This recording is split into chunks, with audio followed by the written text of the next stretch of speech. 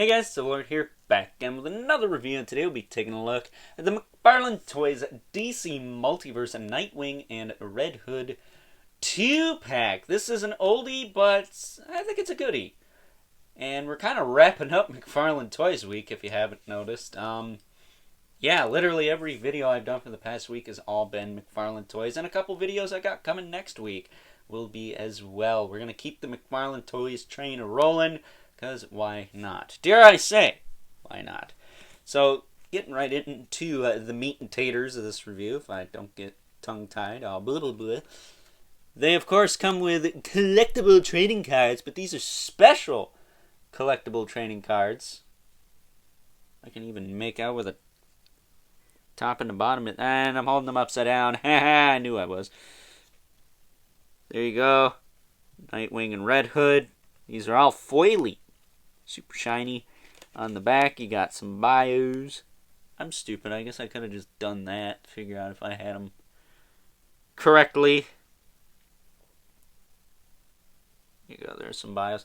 Let me just make sure I held them up the right way. I'm not looking like a total. I think I was holding them upside down still. What? One was right side up, one was upside down. Okay, we're going to try this again. There is the bios. You can pause and read those now if you want. And flipping them over. You see, this foily crap throws me off. There's the foiliness. Not anyone cares about those anyways, but there you go. And for time's sake, this is going to be more or less a review of the Red Hood figure. I've already taken a look at this Nightwing body mold before with the infected Nightwing, so just done quick. He's got the standard McFarlane Toys base. He's got his little Eskrima sticks, which you can clip into the back here, like so, or, you know, if you're like me, you just slide them in through the top. It's less likely to damage anything. Or would they go the other way? Would they go this way? I think they would, because those are the handles. Stupid. There.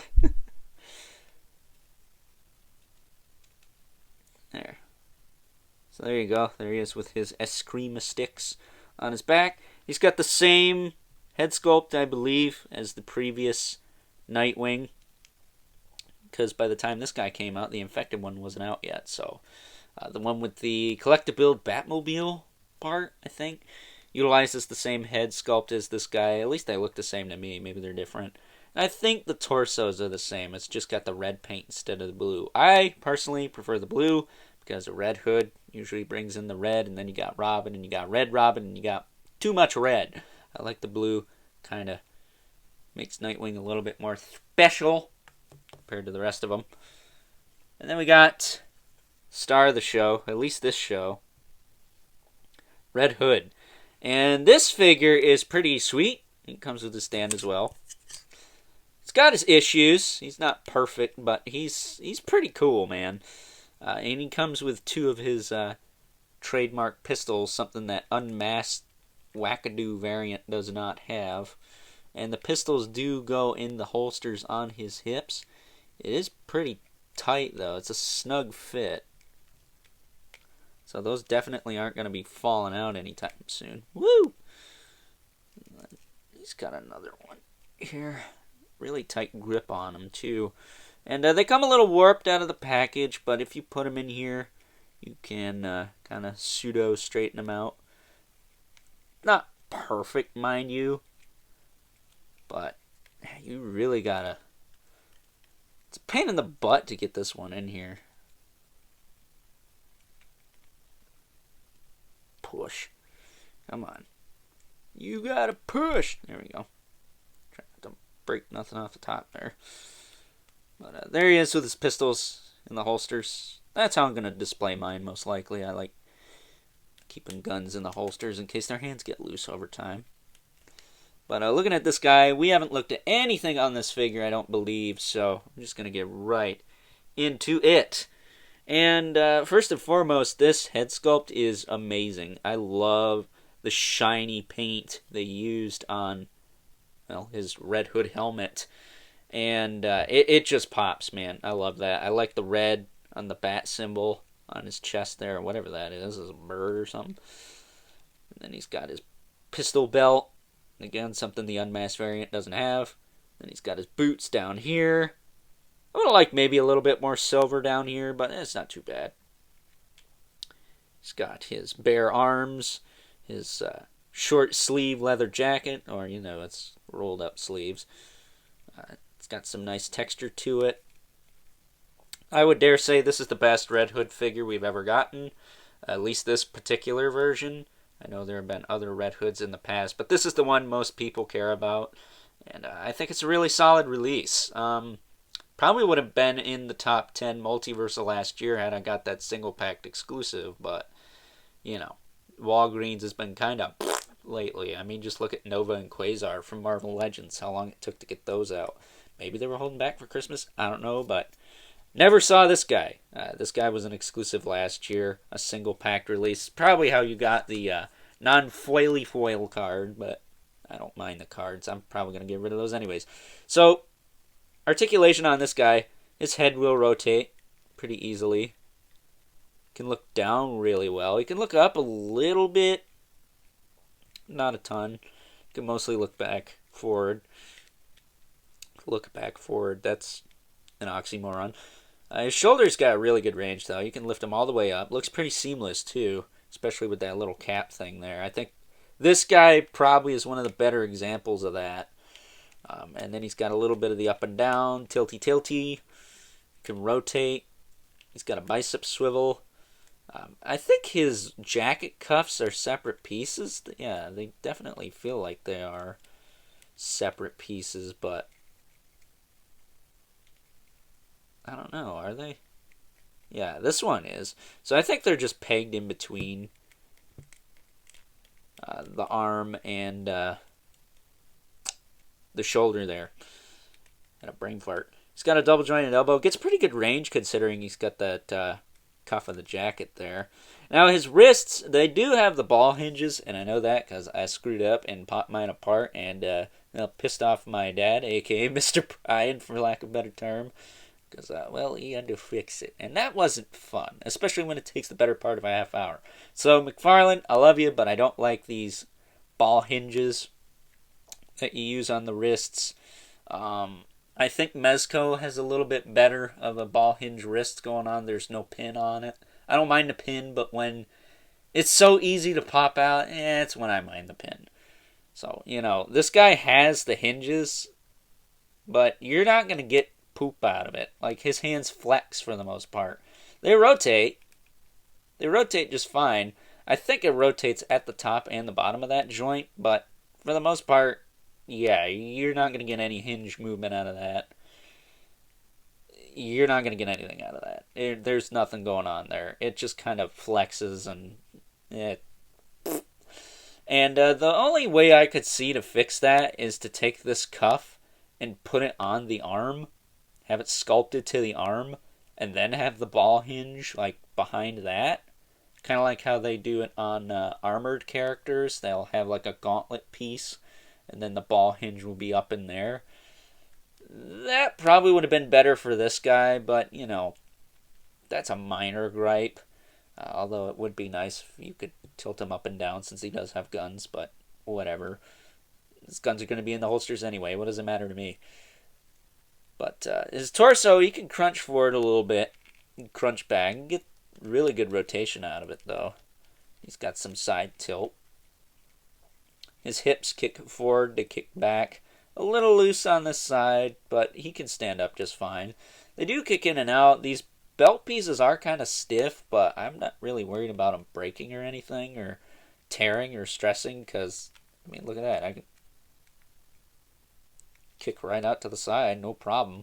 Maybe it's because this guy was heated up a bit because of his wrists, and that softened up or something. I don't know, but I don't have a lot of problems with that. He's got a thigh cut. He's got a double joint at the knee, which you can get pretty good range out of. hits this strap, which I think is supposed to be part of the gun holster, but I'm not entirely sure. It's a little bit low, but that's whatever. And then he's got the ball hinge ankles, which his are nice and stiff for the most part. He's got some toe joints, which are whatever, but really solid figure. I love this guy. He's cool. No homo. I think he's really cool. I've always liked the Jason Todd Red Hood the most myself. I like that animated movie. What's it called? Under the Red Hood. He's coming in busting caps, people's asses, and calling them scumbags. It's pretty hardcore, especially since DC's kind of yuck now. I mean, have you seen I Am Not Starfire? Not good, but whatever. To each their own, I guess. I just like when DC used to be super edgy and have some really cool stuff going on. Now it's just kind of politicized, and we ain't going to get into that here. But I love this Red Hood figure. I think he's cool. He's awesome. And you get a Nightwing with him. So for $40, which is what I paid, just about, I got this on a whim. BBTS, I guess, had one of these or a couple of these, and my dad, aka Mr. Bryan, sniped it. And one of the reasons I think I got it is because the box was totally smashed. So, at least the figures are fine, and that's really what matters to me. So with that being said, let's take a look at some comparisons. First up for your Nightwing comparison, here is the New 52 style Nightwing from the 2-pack. Not sure if I said it was New 52 before, but yeah, it's New 52. Probably were able to figure that out from the title. Either way, here he is next to the blue Nightwing from that collect-build Batmobile wave, which I'm going to be honest is still my favorite Nightwing, and if I'm not mistaken, these two share the same head sculpt. Maybe the hair's different, but it looks the same to me. And then we also have the infected, kind of Joker-fied Nightwing that I took a look at a long time ago. I will leave a link to that review in the description below if you want a more in-depth review of this Nightwing base body. I think all these guys are pretty much the same with the exception of the Infected's head sculpt, and maybe the upper torso is a little different, but they're all starting to look the same to me, to be completely honest with you. Up next, since he is a new addition to our ever-growing Bat family, here is a Red Hood next to that little punk-ass Damien, which I don't think I've ever reviewed him before. Maybe something to look forward to in the future, just because I'm kind of banging out these multiverse reviews. I don't think there's a lot of figures I have that I haven't reviewed, just because I like them that much.